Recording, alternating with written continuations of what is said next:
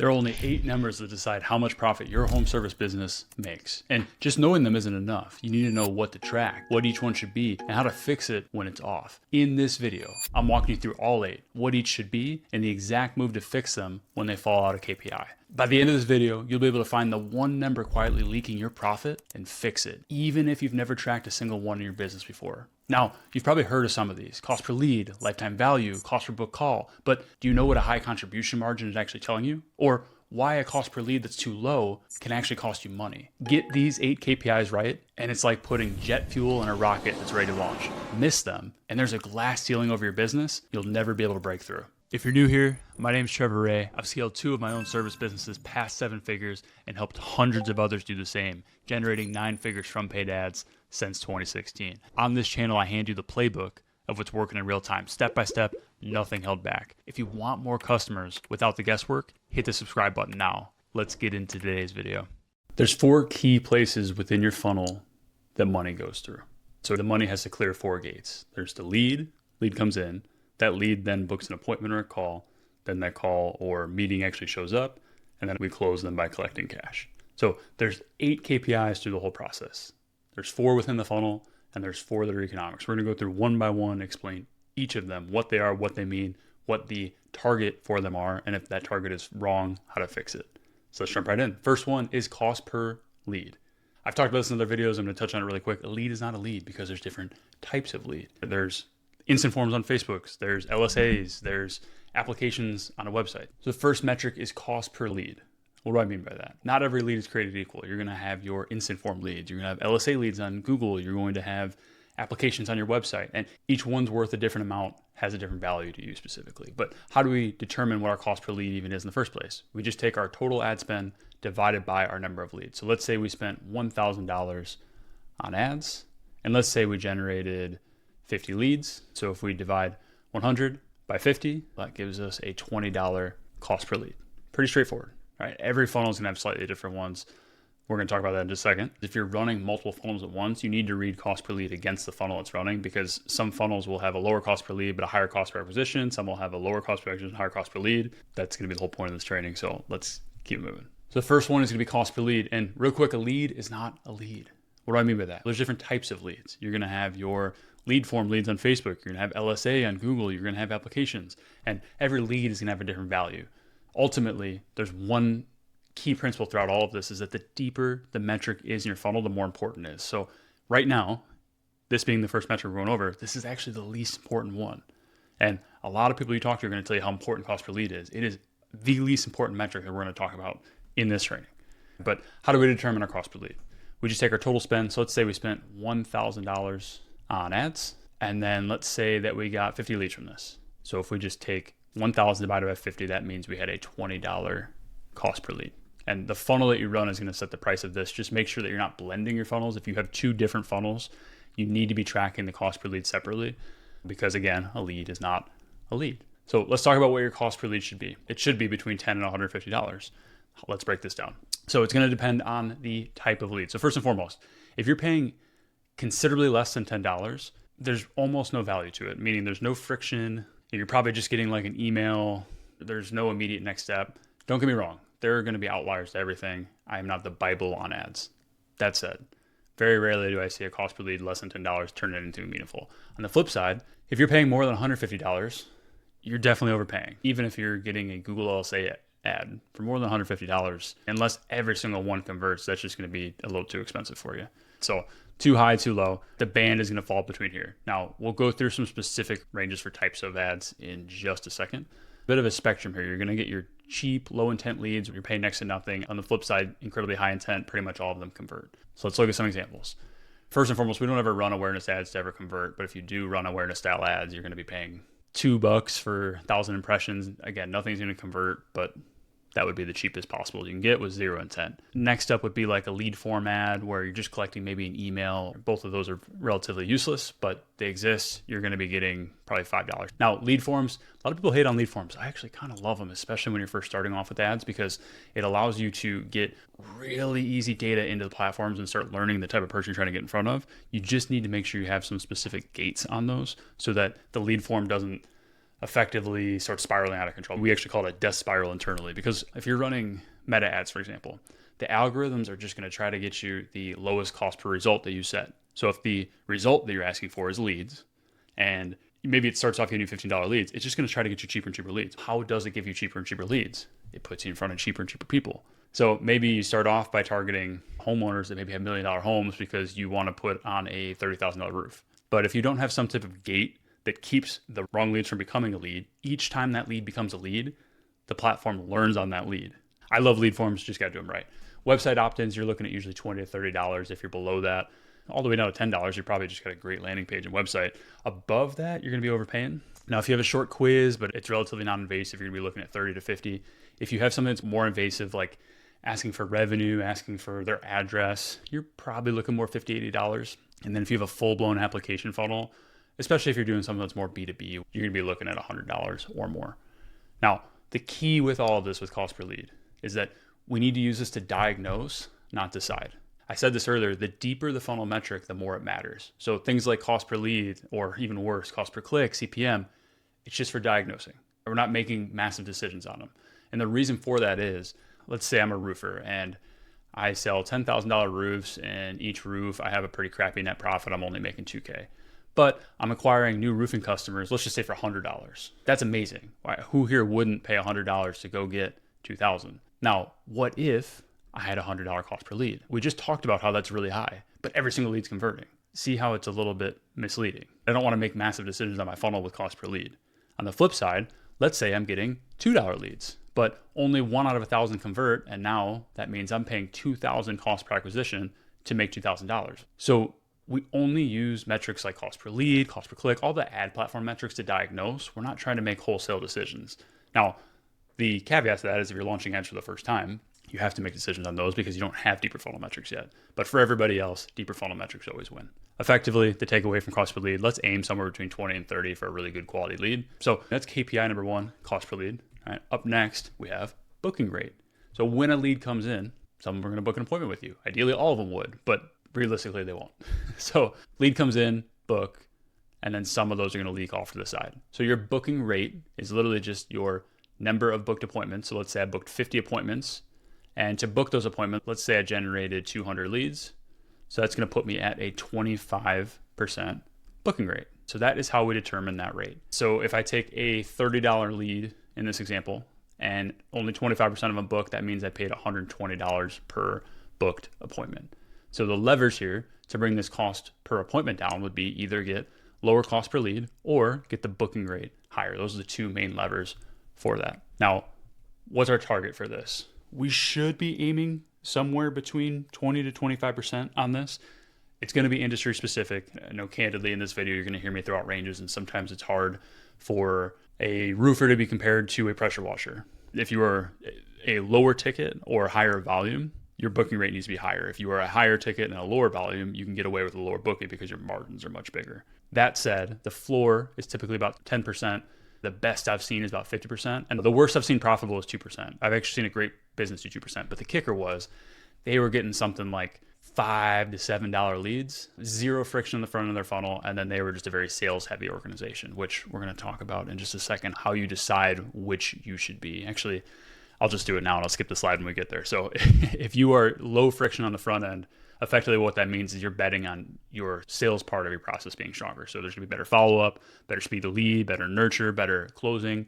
On the flip side, you can go get a more expensive lead and not need as much sales. So sales and marketing happen on a spectrum.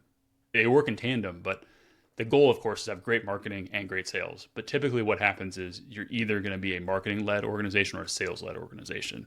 So my job with this channel is to help you become both. If that is something you want, smash the subscribe button. So how do we fix it if we have a 2, a 5, a 10% booking rate? Or why might that happen? It's probably even a better question. Typically, the reason for that is what I call offer stopping at the info. So when somebody gives you their information, whether that's an opt-in form, whether that is typically we're talking about lower intent, so like instant forms on Facebook, what they're doing is they're trading their information for some type of value.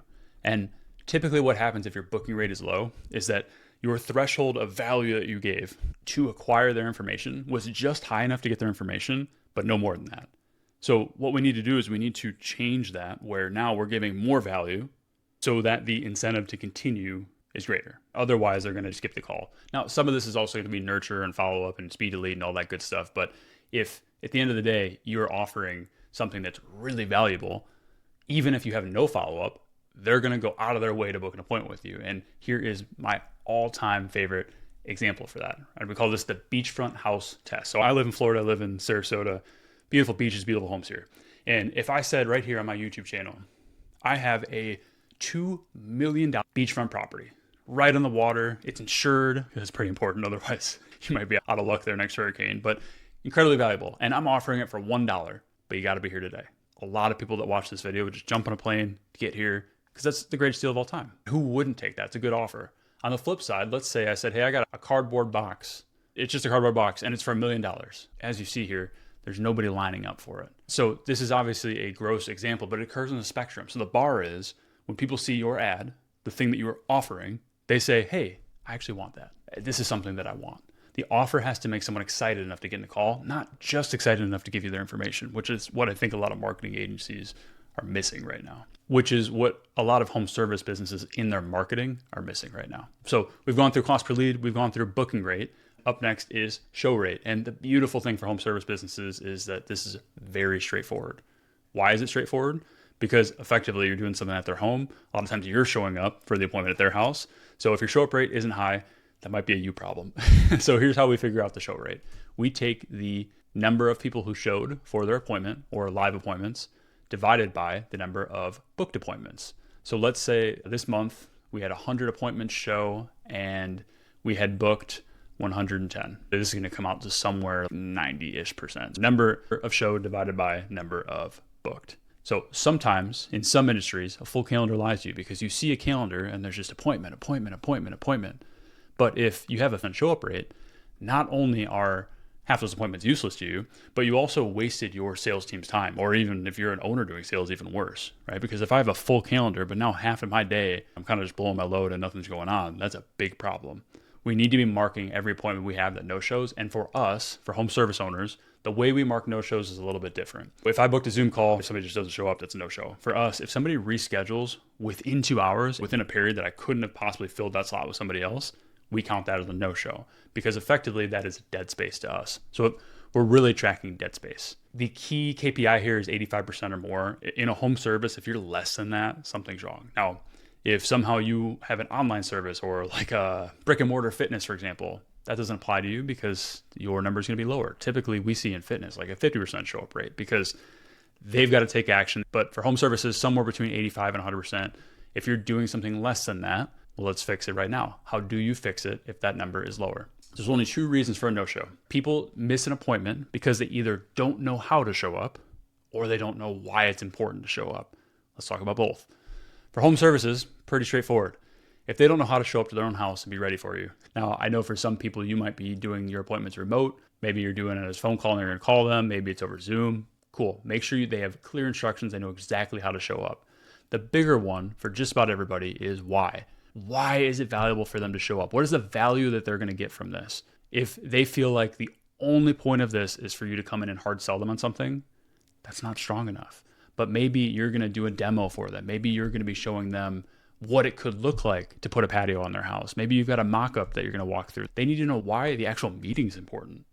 Then the fix for both of these is just having appropriate nurture sequences before the meeting. So there should be texts, emails. We even have somebody from our team call and go over this. You can't overdo nurture beforehand because it's just going to put a good taste in their mouth before the actual show with you. So KPI so far, we covered cost per lead, we covered booking rate, we covered show rate. The last one within the funnel, and then we go into economics where it really starts to matter. The last one in the funnel is close rate.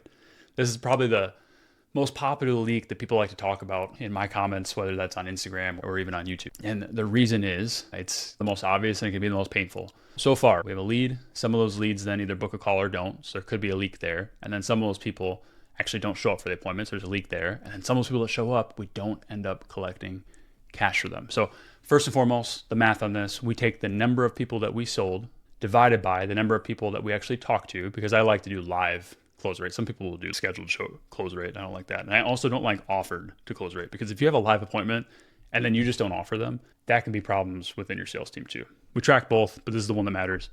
So take the sold divided by the showed. So we'll call that live appointments. And that's going to give you your close rate. So let's say I sold 50 people this month and I had 100 in-home appointments. Guess what? That gives me a 50% closing ratio. We need to be tracking this per person on our sales team and holistically on our sales team, as well as per offer. So effectively, let's say I sold 50, but let's say of the 100 people I talked to, I actually only made 90 offers. Maybe 10 people I got there and they just weren't a good fit. My offer to close rate is now, that'd be more like 55%. So here's the trade-off when we're talking about sales teams. There's two types of sales teams that you can build. There's the volume sales team and the quality sales team. And I'm going to give this in a basketball analogy, because if you're doing volume, it's like you're taking a half-court shot, but you get a lot more of them. Your plan is, I just want to take as many shots on goal as I want to make offers. And if you have an incredible sales team, maybe you want that. Or maybe you have a somewhat okay sales team and you're like, you know what? I'd rather have 10 3-point shots. Or maybe your sales team is bum booty ass and you say, you know what? Give me 5 lay down layups. Great. Let's give a basketball example. If I've got Steph Curry, you know what? Give me the 100 half-court shots, because I actually think he can make more than 10. He might make 8 3-pointers, but he only gets to shoot 10. And he's going to make all 5 layups, but he only gets to shoot 5. So you know what? With Steph, give me 100 half-court shots. But now let's say it's my grandma. You know what? Give me the 5 layups, because I don't think she can throw it from half court, and I don't think she has the skill to make it 3. Maybe she'd hit 1, but if you give her 5 layups, she's probably going to hit 4 or 5 of them. Same thing with a sales team. If you know your sales team is, let's say, the handicap of your marketing and sales process, okay, instead of trying to put a billion calls in their calendar, let's focus on putting good quality calls in their calendar. So maybe you bring your cost per lead up strategically. Maybe you require your leads to be more qualified to get through the door. Maybe you force them to go through materials before they talk to your sales rep. Or go hire a better sales team, which is usually what I do, but you have options. Somewhere between 1/4 is what we're targeting. Right? You want your close rate to be between 25 and 50%. And you might be saying, Trevor, I'm way below that, or Trevor, I'm way above that. Listen closely if you are, because I'm going to tell you something about your business. If you're selling less than 25%, you have a sales problem. And more likely than a sales problem, you probably have an offer problem, because the way you are approaching the thing that you're selling, the way that you're positioning it to them in that meeting isn't good enough. Or the person selling it might not actually be that bad, but the way it's positioned is, and it needs to be better. Now, if you're above 50%, you might say, hey, Trevor, I'm the best closer ever. No, you're probably underpriced. Because if you're selling more than 50% of people, the math is literally telling you that. Now, this is different if you were doing something that's lower ticket and higher volume. Let's say, for example, I'm doing garage door repair, and there's a $97 service call, like just to show up, and then your average ticket is $800.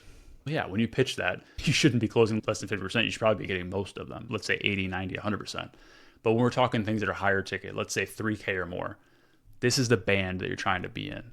So for that garage door repair, I usually consider that more of an upsell, because if you are doing something that's lower ticket and you're stopping at the lower ticket, you're doing it wrong. And we're going to talk about that in probably 3 metrics. Now, if you're struggling with this, strictly from a sales point of view. So our offer's in check. We're not underpriced, but we're still struggling to sell. Here's what I can do right now in this video to help you fix it. I have other videos that are about how to sell in-home services, but for right now, here's one of the biggest fixes I see.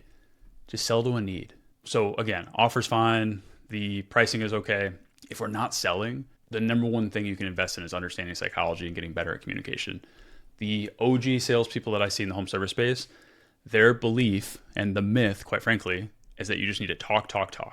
Control the frame in 2026 and beyond. Listen, be empathetic and understand what the person wants. Slow your cadence down. A strong closer understands the person that they're trying to sell before they ever pitch. Then they use their language and make that pitch. And ultimately, the number one rule is just sell to a need. Don't try to sell something random. Just sell to a need. Communicate the value against what the buyer actually wants. So we've finished up our 4 KPIs for the funnel: cost per lead, booking rate, show rate, and close rate. Now we're on to the juicy stuff with the economics. This is where the money's won and lost, in my opinion. This is where we get into your finances. So let's talk about economics. All right, what is a job worth to you? What is a customer worth to you? All right, well, first, what's a job worth to you? Very simple. To figure this out, we need to take our total revenue divided by the number of jobs we've done. Effectively, we're asking, what is our average job ticket? So let's say in the past 30 days, we did 100 jobs and our revenue was $200,000. Class, what's our average ticket size? It's $2K. That puts us at a $2K average ticket. The goal is to do more jobs at a higher rate. You want to sell more of them, you want to charge more. Usually there's a bit of an apex where you find a peak where you can price, because if I'm selling $2,000 jobs, it's not like tomorrow morning I can sell them for $1 million. But there's typically an optimal price for you where you can sell more and not fall off while you're raising the price. So this is where we're trying to get to. Read this on a per offer basis. So if you have multiple offers, we want to be looking at this not at a blended level. Now, the biggest mistake that I see owners make when it comes to average job and pricing is that they are accidentally optimizing for work and not for profit. It is a fallacy as old as time. Most founders optimize for the most work without ever realizing it. They undercharge, they overdeliver, and the downstream economics get absolutely brutal, especially once you start running paid ads. The instinct that you have when you are a founder, when you've built something from the ground up, is just go chase more work. You say yes to everything, you stay busy. It's like you have this fear of somebody telling you no. And the cost of that is you undercharge and you overdeliver, which ethically is great. The problem is when you have thin margins, you are every day risking going out of business. So the argument I would make, it is one of the most unethical things you can do, because the people you're helping today, if you're undercharging and overdelivering, the problem is you might not be around to help somebody else next year. So you should be optimizing for profit, because that actually allows you to go make more impact in the world. So you steer by revenue and margin, not hours worked. I'd rather see somebody work 30 hours and make 100K profit than work 60 hours and make 110K profit. Because in reality, what really happens with this person is they're working 60 hours and usually making 50K profit. When you shed all of these crappy jobs that you're doing, you actually find time for the better jobs. And I want to note that's not just if you're a founder doing jobs. This actually goes across your whole team too, right? It's not exclusive to you. Now, when it comes to price, we need to stop competing on it, because only businesses with a massive scale are ever going to win on price. Everyone else who competes on price is just in a race to the bottom, and that is a race that everyone loses in. So we need to compete on other things like value and outcomes. The mom and pop down the street can't compete with McDonald's. McDonald's is going to give you a meal for $9. If the independent restaurant does that, their cost to deliver this might be $12. So if they charge $19, maybe they're making $7, maybe. McDonald's, the reason why they can charge so little is because their cost is probably $7. And they're okay making a $2 margin because they're doing a metric crap ton of volume. So the exception to this rule is if you're watching this YouTube video and you're doing over $100 million of revenue, ignore me. You can compete on price because you can do whatever you want. But for everybody else, you need to be competing on value and outcome. Compete on what the job delivers, the outcome, not the sticker price. You compete on price, you will always be broke. Raise the ticket. It's the only fix. Charge more. Raising average job value is going to beat chasing more leads, because it's going to lift every downstream metric. Every downstream metric gets better when you charge more. And yeah, your closing percentage might go down. You'll be surprised. It also might not. Now, if you're here then saying, Trevor, raising prices, just telling me that's not helpful. Cool. Here's the helpful part. First thing you can do, financing. You can offer financing. Right? Most people don't just buy an expensive roof. Most people finance it. Second thing you can do, sell the whole solution. If you're doing a one-off sale, bundle things. For example, in our marketing agency, in the past, if we were going to sell somebody meta ads, maybe they also need a Google ad. Maybe they need a website. Maybe they needed lead nurture and follow-up in a CRM. Bundle it all together. And then you can also do a good, better, best. And what this allows you to do is price anchor. You can say, hey, here's the good, but if you want the white glove service, here's the better. And if you want the money back guarantee, no way this ever fails, you have the best. Give people options, because when presented in the right way, people usually want the better option. So KPIs, we've done all the funnel metrics. Now we've done average job value with the economics. Up next, we have cost to acquire a customer, CAC. So here's how we do this. We work backwards from a return on ad spend. So we just take our total spend divided by our jobs won, and that gives us our CAC.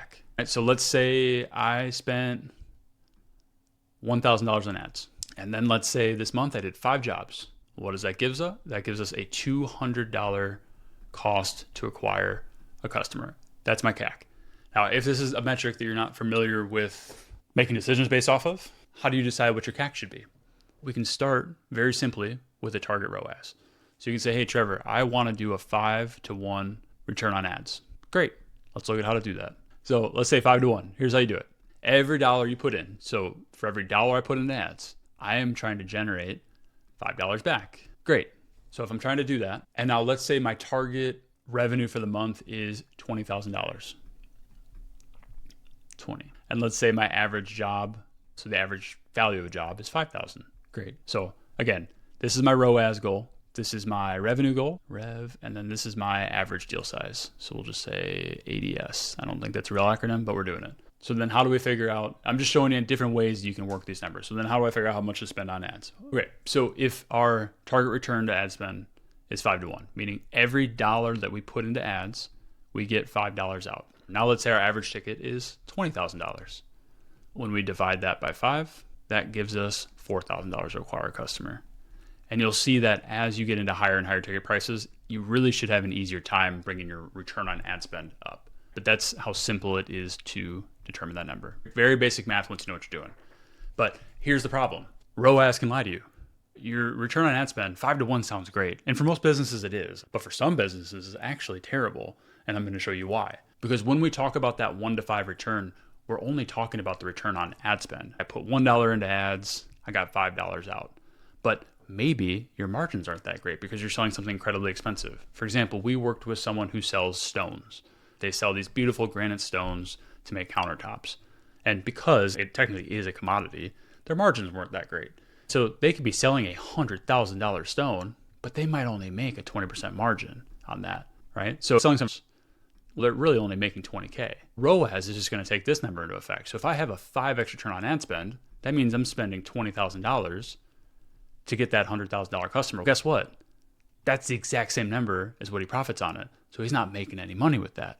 So what's going to happen is we need to learn this next metric. So far, we've gone over average job value and cost to acquire customer with economics. Now we need to look at contribution margin. And why this is important is because this now takes into effect the other costs of the business with the ads, because ROAS just looks at your return on the ad spend. So how do we do this? We take our ticket price and we subtract all of our variable costs. Then we look at how that is against our ads. So let's just go back to that stone worker. Let's say he has a $100,000 product and a 20% margin. So let's just say that his stone plus labor plus materials plus install is 80K. So now his contribution margin, AKA his net profit on this, is $20,000, right? However, that doesn't take into account his ads. And let's say he needed to spend $5,000 to acquire this customer. His actual contribution margin is $15,000. Let's take a step back because this is what the customer's worth to him. This is what the materials, labor, costs, etc. And then this is his ads. So we just take that 100K minus the labor, materials, etc., minus the ads. 15K is his contribution margin. So how this would be expressed would either be 15K is the contribution margin, or percent is often how you'll see that as well.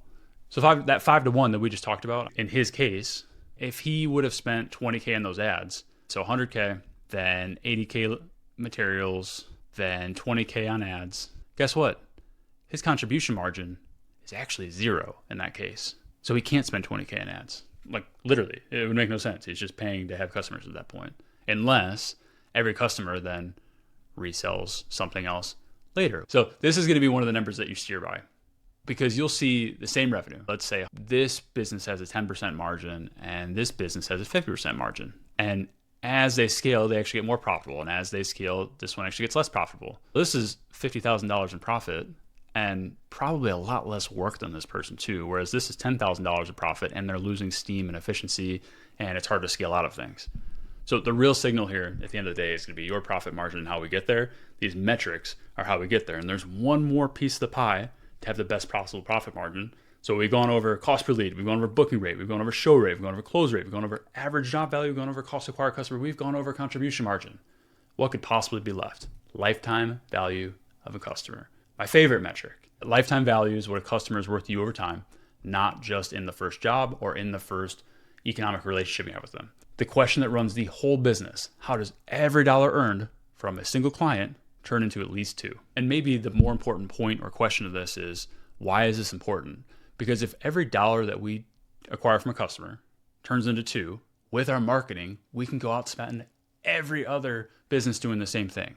If every time you get a customer, you make $50 and most of your competitors get 25, and then another one of your competitors gets 100, who do you think can spend the most to go acquire that customer? But for everybody above that, Why is this important? Because if you're this guy, right, you're probably not going to spend more than, let's say, 20 to 40 bucks to acquire that customer. You're not going to spend $100 to acquire that customer because you can't, because you only make 50. However, this guy can outspend you. So if every customer is worth more to us in the long run, we can spend more to acquire a customer. Therefore, we can go get more customers. Therefore, we can grow. So how do we do it? What are the levers we pull to make our customers worth more? Every single front end sale is just the starting point. It's the beginning of the relationship, not the end.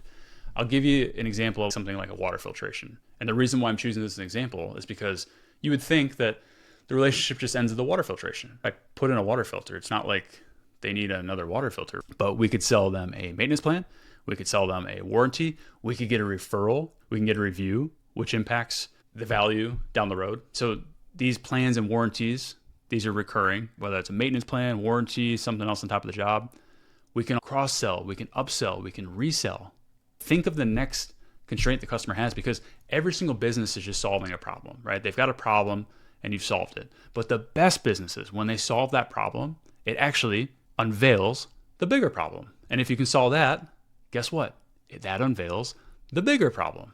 Those are the best businesses because every single customer actually compounds into a more valuable customer. Ask for referrals. It's one of the easiest ways to get more customers. Give good services, ask for referrals. Ask now. Somebody asked me the other day, Trevor, what is the best way to get referrals? Because I see you guys get a lot of them. And I'll tell you the number one secret. You ready for it? Ask. That's it. Just ask. Most people don't ask. Just be straightforward. Hey, if this is something that benefited you, who else do you know that might benefit from this? Great. Can you put me in contact with them? Awesome. Can you start a group chat with us? Just ask. And then reviews, it's a little bit indirect to this, but it's going to lift the value without more spend and really without them even spending more money. Because that reputational value, that brand value over time is going to raise the lifetime value, even just from one single customer. Don't go for the kill. Always play the long game.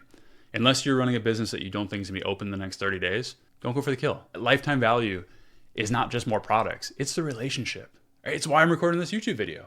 Right now, in this video, I have made no offers. I have nothing to sell you in this video. I'm providing you value, but I'm developing a relationship because someday I might need something from you and it's going to be a lot easier of an ask. Just the honest truth. The play is not to gouge somebody. I could have spent this time recording this video right now and just put an ad and said, my market agency, it's $20,000. It's not, but let's say it was. I'm playing the long game. It is a slow and steady climb. And it's the same thing with your customers. Treat them right. Give them a ton of value up front. Stay in that relationship for as long as you can and continue to do right by them. Everybody wants to just bust their nut and get as much out of the person as they possibly can in the beginning. And look, if you're 23 years old, I think you probably got to go through that season in your life. But for everybody else, enjoy that long and steady climb. Don't gouge them. Don't try to lock them in because they're just going to churn. And my number one piece of proof is this is how our agency prices. I don't do long-term contracts with anybody, any of our customers. It's either month to month, or in fact, sometimes it's just pay per appointment or pay per outcome. Because one, I know we're really good at what we do and we're going to get them that result. So that's the 8 KPIs. In this video, all together, we covered cost per lead, booking rate, show rate, close rate. Then we went into the economics. We looked at average job value, how to figure out that number, how to leverage that to then look at our cost to acquire customer, how contribution margin fits in. And then we talked about how valuable it is to create a greater lifetime value. So now let's look at this chain holistically and look at exactly what your next move should be. First and foremost, I want you to look at this as a chain and not a scorecard. Even though the thumbnail literally says this is your scorecard, it's a chain because these 8 numbers are systematically linked together and any leak at one point is going to drag the whole chain down. A great cost per lead, but a low booking. Who cares how good your cost per lead is? On the flip side, every dollar you can shave off your cost per lead, if all other numbers stay the same, is going to have a greater effect downstream. Every single number connects. Your job is to fix the chain by finding the weakest link, not the prettiest number. It's really the constraint theory on steroids. You just want to find the biggest constraint, and that's always the thing that you're working on. These small gains multiply, especially when you're at the top of the funnel. I'm going to give you different examples of these first, but let's say I have a funnel where I have 100 leads, and then I have a 10% booking rate, so I have 10 appointments, and I have a 50% close rate and 5 close, and then of those 5 closes, 2 of them buy again. If I get 3 of them to buy again, that's a 30% increase, 33% increase. But now let's say I increase my booking rate by 20%. Shoot, now I got 10 customers and now I have 4 people that bought again, right? If I keep the same percentages. So even though the deeper funnel metrics matter the most, it's inverse. These earlier funnel metrics will actually have a more outsized return if all else stays the same. That said, deeper funnel metrics always win. So if you have a funnel that has really expensive leads, but a low cost per acquisition or a high LTV, that's what matters more than anything else. Don't be chasing cost per lead, or even worse, things like cost per click or CPM. So your next move, you need to know your numbers. Unless you're paying somebody else to do it, which you always can, you need to know your numbers like the back of your hand. If I were to ask you right now, what's your cost to acquire a customer? It should take you no time. You should say, hey, it's $300.27, because otherwise you are flying blind, you are guessing, and there's a glass ceiling that there's quite literally no chance you will break through until you understand your numbers to that level. There's no guessing. So how do we do this? Track your numbers. Whether that is a tracking sheet in a spreadsheet, whether that is having AI pull your numbers, they have to be tracked in a way that you know how to read them and then diagnose and make decisions. So your action step, the thing you do is take those numbers that you're tracking, track your cost per lead, track your booking rate, track your show rate, track your close rate, track your average job value, cost to acquire customer, contribution margin, lifetime value. When you track those things, what's the biggest red herring? What's the thing you need the most? I'll put a tracking sheet below this that has this all built out in a Google Doc or a Google Sheet, most likely, so that you can track it. Feel free to just message me on Instagram and I'll send it to you. If you like this, subscribe for the rest. I do new breakdowns like this every single day. This is probably one of the meatier trainings, but it's like I just wanted to get this off my chest. Subscribe, turn on those notifications. I do weekly home service marketing breakdowns just like this. Let me know in the comments if it was. Peace.